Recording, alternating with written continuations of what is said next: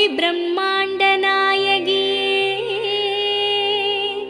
அம்மா உன் நாமங்களை அடியார்கள் துதித்துப் போற்றிட சகல நல சௌபாகியமும் தந்தருள்வாய் தாயே. ஷண்முகன் கணபதியின் அன்னையே வாழி.